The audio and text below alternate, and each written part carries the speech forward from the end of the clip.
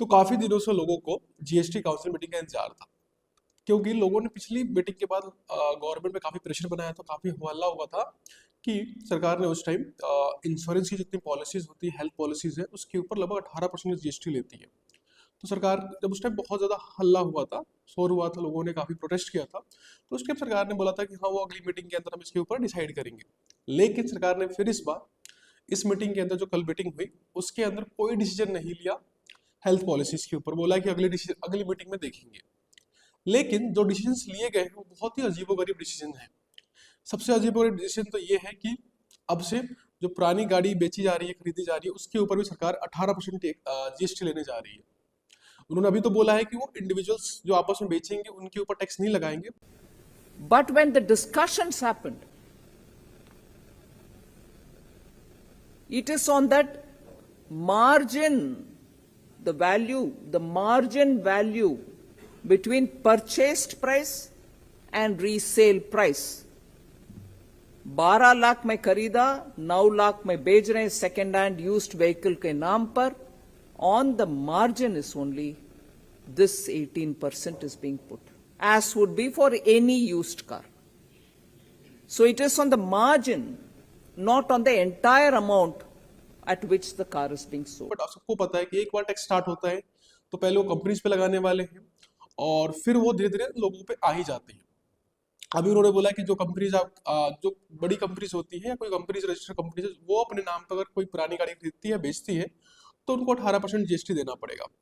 और साथ में जैसे आजकल आप जानते होंगे कि बहुत कार देखो .com जैसी साइट्स हैं, या फिर आपकी मारुति की है जो पुरानी गाड़ियाँ बेचती हैं, ये कंपनी से भी अगर आप पुरानी गाड़ी खरीदते हैं तो उसके ऊपर भी लगभग 18% का जीएसटी देना पड़ेगा, जिससे पुरानी गाड़ियों की भी सेल्स क्या होने वाली है, बहुत ज्यादा महंगी होने वाली है।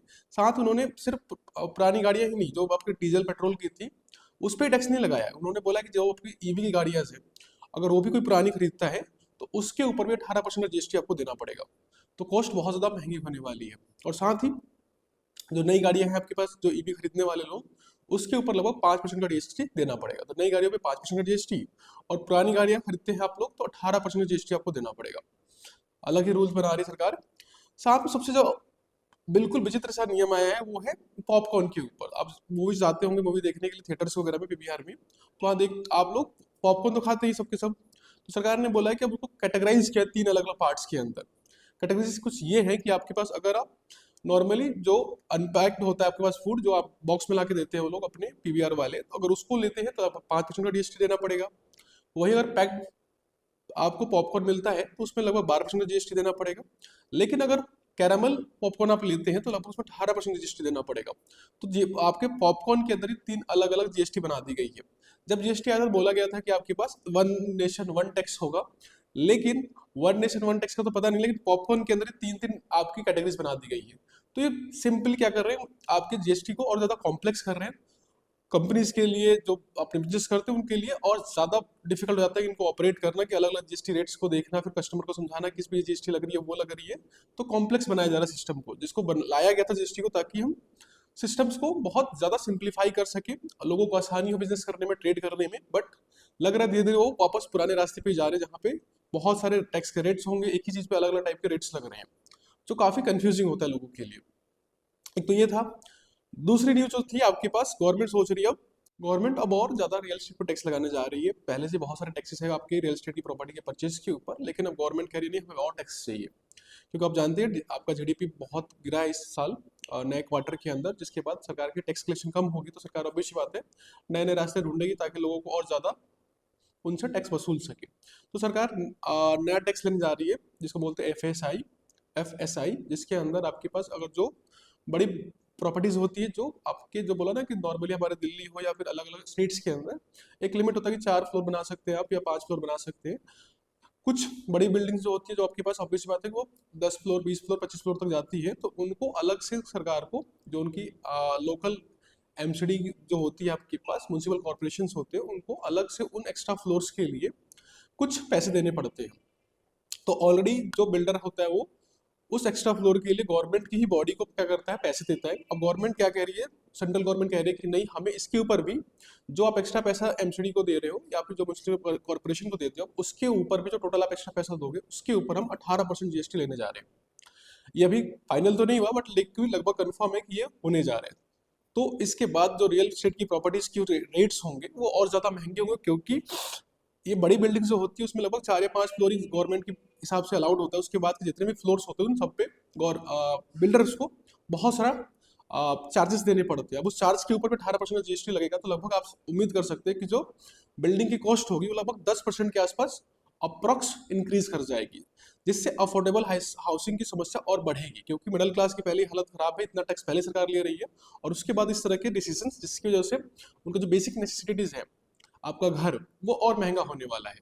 तो सरकार क्यों डिसीजन ले रही है, सरकार को भी नहीं पता, बस वो ले ही जा रहे हैं क्योंकि उनको टैक्स बस किसी तरह से वसूलना है। जितने भी आपकी रियल एस्टेट की बॉडीज उन्होंने रिक्वेस्ट करी गवर्नमेंट से कि प्लीज ये ना करें, क्योंकि उनका धंधा बिल्कुल कम हो जाएगा, लोगों को और नुकसान होने वाला है। तो होप सरकार इसकी सुने और नेक्स्ट मीटिंग में इसको वापस ठंडे बस्ते में डाल दे, ताकि इसको ना लगाया जाए। बट लगता नहीं है कि ऐसा होगा, क्योंकि बोला ना कि आपका जीडीपी बहुत नीचे गया इस क्वार्टर के अंदर, तो टैक्स कलेक्शन कम होने वाला है। सरकार नए नए रास्ते ढूंढती रहेगी ताकि टैक्स को बढ़ाते चले जाए। सरकार ने बस एक ही चीज पर टैक्स कम करा है इस मीटिंग के बाद, वो है फोर्टिफाइड राइस। वो राइस जिसके अंदर न्यूट्रिशंस को ऐड किया जाता है ताकि उसकी क्वालिटी को या उसकी हेल्दी बिहेवियर को बढ़ा सके। तो पहले लगभग 18% के आसपास था, अब वो 5% के आसपास लाया गया, क्योंकि पहले इसको माना जाता था लग्जरी आइटम। अब सरकार कह रही है कि नहीं, हम इस राइस को भी अपने पीडीएस सिस्टम के थ्रू, जिसमें लोगों को राशन दिया जाता है 5 किलो राशन राइस हर महीने, उसके अंदर ये राइस देने जा रहे हैं, क्योंकि सरकार को खुद को टैक्स देना पड़ेगा। सरकार ने क्या किया, अपना टैक्स कम कर लिया है। साथ में एक और चीज पे टैक्स लगाने से सरकार ने मना किया है अभी, वो है जो आप बैंक वगैरह पेनल्टीज लगाते हैं, कभी बैलेंस ना होने पे, कभी एटीएम के चार्जेस के ऊपर अलग अलग पेनल्टीज लगती है। सरकार ने बोला है कि जीएसटी काउंसिल ने बेसिकली मीटिंग में बोला है कि अभी इसके ऊपर टैक्स नहीं लगेगा। तो एक खुशी की बात है कि कहीं पे तो सरकार ने रहम किया है लोगों के ऊपर, ताकि टैक्स कम से कम दे सके। तो ये थी अब जीएसटी की न्यूज़।